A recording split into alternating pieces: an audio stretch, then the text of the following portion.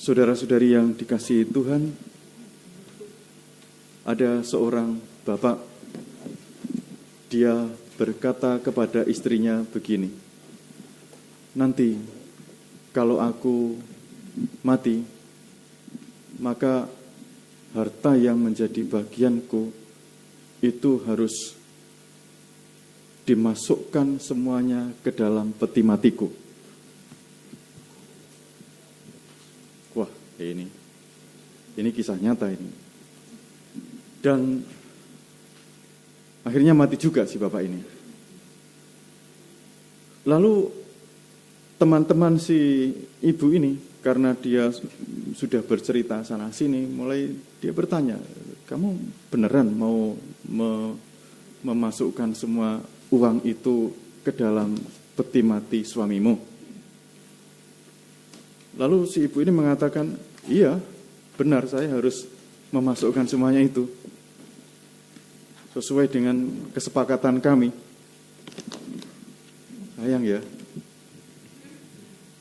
dimasukkan. Saya akan memasukkan sesuai dengan kesepakatan kami, mau nggak mau harus saya masukkan. Lalu tibalah hari itu dan dia memasukkan semuanya dalam bentuk cek. Nanti dicairkan belakangan, nanti sudah dicairkan dari sana. Bapak ini sampai segitunya.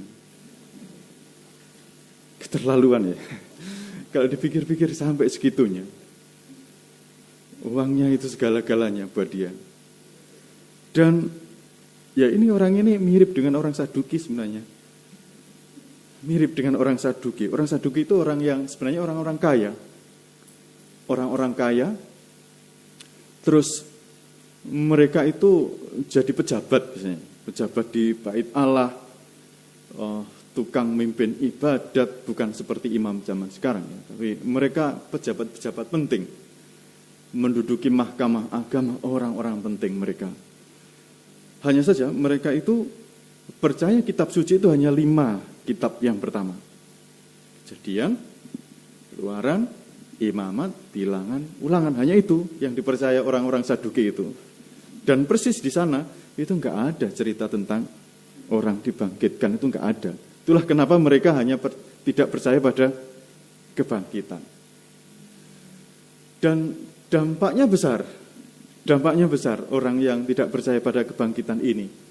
Karena bagi mereka, ya hidup kalau sudah selesai di dunia ini ya udah, enggak ada hidup yang lain lagi.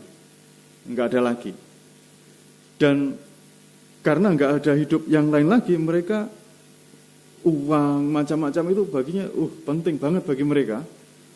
Dan bukan hanya uang, tapi juga menghabiskan, menikmati uang. Ini fokus utama mereka itu. Jadi kalau hidup hanya sekali, kenapa harus susah? Begitu kan? Ada enggak ini di antara tetangga kita yang punya prinsip macam gitu? Hidup hanya sekali, ngapain harus susah ya? Itu orang Saduki. Prinsipnya semacam itu. Tetapi saudara-saudari, saya sangat yakin bahwa di antara kita yang ada di sini itu tidak demikian. Kita punya prinsip bahwa kita percaya kepada kebangkitan, karena tadi dikatakan di dalam bait pengantar Injil, Yesus Kristus yang pertama bangkit dari antara orang mati. Karena kita ikut Yesus, kita percaya pada kebangkitan. Saudara-saudari, ini juga berdampak besar pada akhirnya. Kalau orang percaya pada kebangkitan itu juga punya dampak besar. Saya kadang-kadang kalau sore hari begitu, di seminari itu ada lapangan sore jam 4 begitu, muter lapangan sambil olahraga. Dan saya melihat ke barat, matahari mulai tenggelam. Wah, itu hati saya melankolis, saya ini orangnya. Hati saya tergetar. Terus saya juga berpikir, indah sekali ya sore ini. Lalu saya bertanya, apakah sampai kapan saya melihat matahari itu? Sampai kapan? Karena faktanya ya hidup sangat terbatas. Apalagi pertanyaan macam gini, ini sangat kuat ketika pandemi waktu itu sedang ganas-ganasnya. Sangat kuat pertanyaan ini. Sampai kapan saya bisa melihat matahari itu? Dan kalau saya percaya pada kebangkitan, tentu saja hidup saya ini sekarang ini sangat berharga.